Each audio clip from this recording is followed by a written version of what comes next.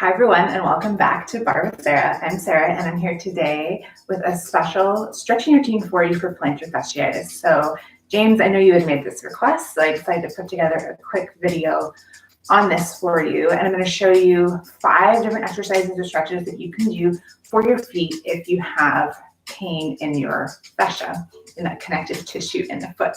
It took me a little longer because it's been a bit of time since I've struggled with plantar fasciitis. When I spent a lot of time running, this was a common thing that I dealt with. So I dug back through all of my notes and my physio printouts to remember, oh, what were those things that I did? This is also a reminder that I'm a bar teacher. I'm not a physician. I'm not a physical therapist. If you have persistent pain, I really suggest you go and see someone and get some more personalized care. I'm also not going to be showing massage or how to palpate the muscle in the connective tissue. There's some really great people on YouTube who are massage therapists. So if you just search plantar fascia massage, you're going to get those videos, and I'm not going to cover that today. So what do you need for today? I'm using a chair because, again, you'll see why we use the chair. I also have a step. You could use any stair, and I have one of these small massage balls. You could use a tennis ball, a lacrosse ball. You could also use a pool noodle for that part. Okay, let's get started. I'm gonna make sure I have my little list here. So plantar fasciitis, just think ouch, inflammation, is when within the foot, the connective tissue is really stretched and pulled. And what makes plantar fasciitis so difficult is that muscles repair as they tear, they heal those tears. And what happens with plantar fasciitis is that when we sit down for a long period of time, especially when we sleep, when we're inactive, that repair starts to happen. But it generally doesn't happen fast enough that the next time we stand up, we feel ouch, we feel all of that pain in the heel and in the midfoot. So the point of this today is, again, thinking about how do you stretch and strengthen the fascia, but also knowing that it's a long process. Excuse me. The other thing to think about is just looking at your shoes, maybe getting some advice from a practitioner, because pronation can also make you more at risk. So the way that you run and roll your feet when you run, that can also increase that cause. Since I started doing bar and working out barefoot 5 years ago, I've not had a problem with plantar fasciitis anymore. So if working out in bar and without your shoes is new to you, it might be helpful to heal your feet ahead of time. Okay, prologue over. Let's get to the exercises. So the first one is scrunching and splaying the toes. Always hard to decide where to sit. So here's my wonderful foot.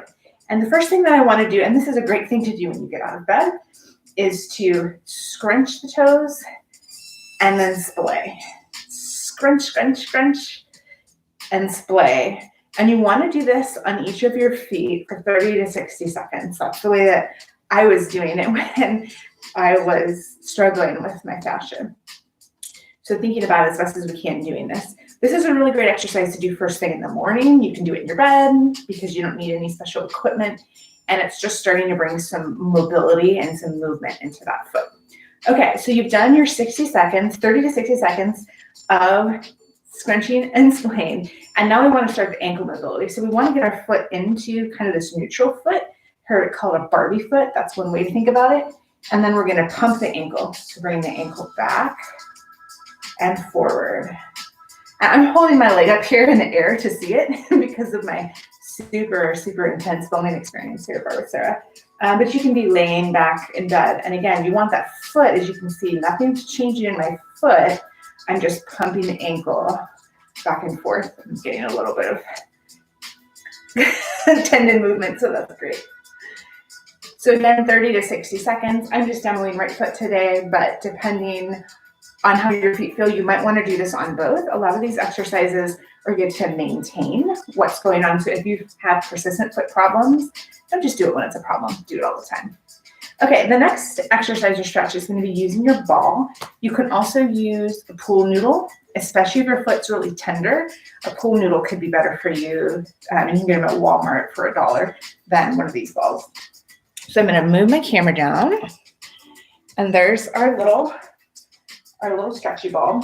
And what you want to do is, if you think about doing the sitting, you want mild to moderate pressure as you roll through the foot. So I'm rolling from the toe all the way to the heel. And I'm putting some pressure into the foot, but you don't want this, plantar fasciitis is painful, but you don't want to overpress into the foot. Again, it's about mobilizing and bringing the blood flow into that connective tissue, into that fascia. So if you're in a lot of pain, you could just, in the morning, swing your legs over the side of the bed and for a minute, roll out that foot. If you're in a stronger position, as in maybe you're healing a little bit more, I know you can't see my face, but you don't need to. You can also do this standing. You can hold on to a chair or something for balance. And again, just rolling through. When you stand, you can do moderate to heavier pressure. So I'm putting a little more pressure on that now. And gosh, it feels good. It feels good even though I don't have plantar fasciitis. All right, I'm gonna keep the camera like this, even though it's awkward, just see my lower half, because the next two exercises we would do standing. So I'm gonna turn my chair to the side. Actually, that's not true, there's options. Okay, so we're gonna do a heel to toe raise. What does that look like? So I'm sitting here on my chair and I'm gonna do it with both feet. So I'm gonna raise the heels and raise the toes. So just rolling through. This is not an exercise. None of these we need to rush. We're gonna take it nice and slow and easy. You're gonna be listening to your body. Again, I'm doing this with healthy feet right now. This is why it's important for you to talk to your doctor or your physical therapist to say, given where my plantar fasciitis is, what would you recommend? So we would wanna do a minute of rolling toe to heel. If you're feeling a little stronger and you're further along in that healing process, you can also do that standing. So heel raise to toe raise. Really important to go through that whole foot. And again, you're listening to your body. Maybe you're holding on. I regret not doing that. And again, these are all exercises. Go to YouTube, talk to a massage therapist. There are a lot of other things that you can do, manual manipulation, palpation to help with that. Okay, so I've done that for a minute. The last exercise is doing heel drops on a step. So I just brought in my step. You don't have to have a step. You can use a stair or a sturdy box. And you can do this one-legged or two. So for the first, with one, I put my left foot, the non-working foot, and we're just gonna drop that heel off the back of the step. We do this exercise last because I find it's a little bit easier when we've got some blood flow and movement. This one I remember being the most painful for doing these heel drops. And you want to hold it for probably about 30 seconds. If you can tolerate longer, that's great. And then you can give it a break and switch it out. Or depending on you can also do it with both legs, dropping those heels off. So it's really stretching that long band of fascia. You can't see me gesturing. Stretching that long band of fascia on the bottom of the foot. Okay, so last thing that I think is really important to talk about this is consistency.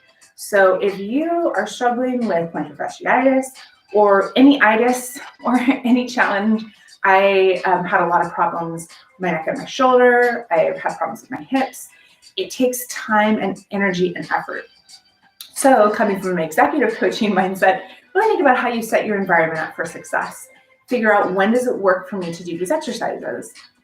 Again, strongly recommended for plantar fasciitis. You do them right when you wake up, before you get out of bed.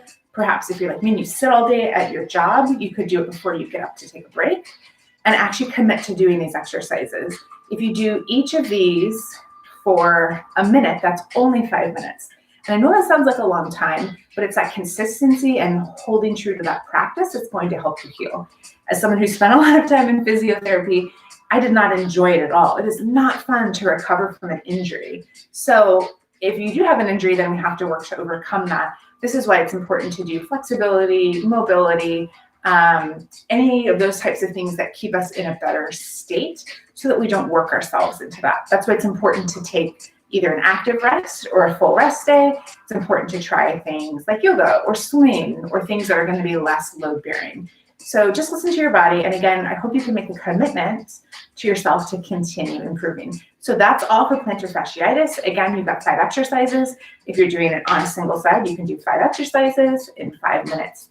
That's all for plantar fasciitis, James. I hope this helps you, and I'm wishing you happy, healthy feet in the near future. Thanks, everyone. Bye.